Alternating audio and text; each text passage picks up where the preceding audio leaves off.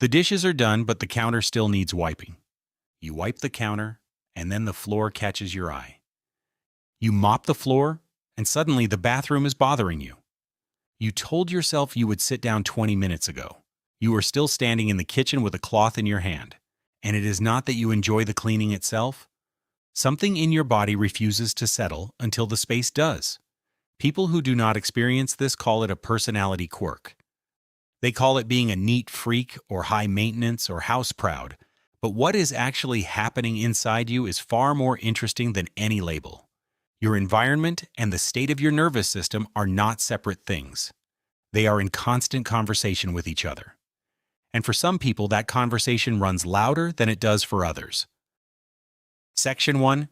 What clutter does to the brain. Researchers at Princeton University Neuroscience Institute made a discovery that changed how scientists understand attention. They found that physical clutter directly competes for your brain's processing power. Clutter does not just look disorganized from the outside, it is actively pulling your brain's resources from the inside. Every unfolded piece of laundry makes a small demand on your attention. Every stack of unopened mail does the same thing. Psychologists call this cognitive load. It is the mental effort your brain spends filtering out irrelevant information. When your environment is disordered, your brain works harder just to function. A study tracked cortisol levels across women in different home environments. Cortisol is the primary stress hormone in your body. Women who described their homes as cluttered had significantly higher cortisol throughout the day. Elevated cortisol is linked to anxiety, disrupted sleep, and reduced mental performance. Women who described their homes as restful showed cortisol patterns associated with lower stress. The home was not just reflecting their mental state. It was actively creating the mental state they were living in. The relationship between your environment and your nervous system runs in both directions at once. Section 2. Why some people feel it more than others. Not everyone responds to clutter with the same level of internal discomfort. There is a biological trait called sensory processing sensitivity. Research suggests it is present in roughly 20% of the population. People high in this trait process environmental information more deeply than most. They notice more, absorb more, and are affected more strongly by their surroundings. For someone with high sensory processing sensitivity, a disordered room is not just visually messy. It registers as a constant low-level demand on the nervous system. That demand makes genuine rest feel impossible until the environment changes. Research has found that highly sensitive individuals experience significantly more guilt and discomfort in disordered spaces. The discomfort is not a preference or a personality quirk. It is a neurological response to sensory input processed at higher intensity than average. This is why telling someone like you to just relax and ignore the mess rarely works.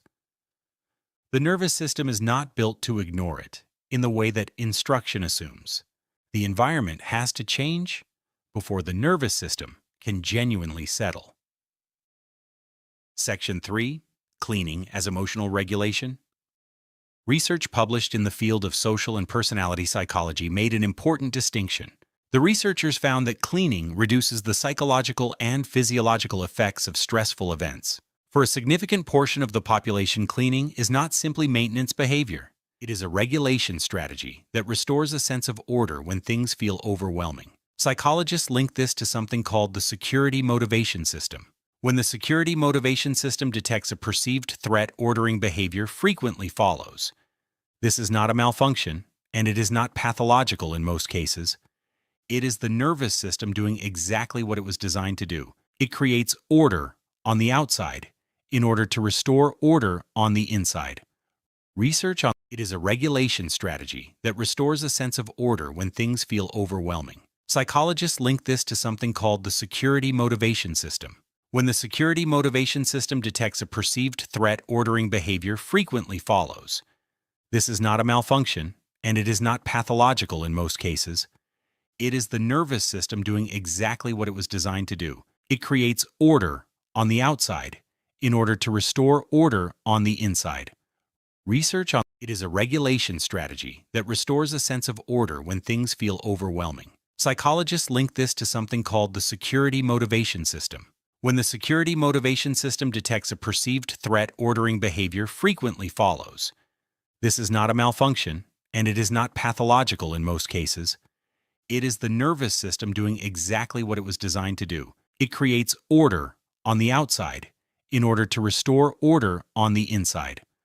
Research on it is a regulation strategy that restores a sense of order when things feel overwhelming. Psychologists link this to something called the security motivation system. When the security motivation system detects a perceived threat, ordering behavior frequently follows. This is not a malfunction, and it is not pathological in most cases. It is the nervous system doing exactly what it was designed to do. It creates order on the outside in order to restore order on the inside. Research on it is a regulation strategy that restores a sense of order when things feel overwhelming. Psychologists link this to something called the security motivation system. When the security motivation system detects a perceived threat, ordering behavior frequently follows.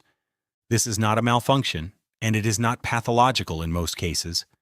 It is the nervous system doing exactly what it was designed to do. It creates order on the outside in order to restore order on the inside.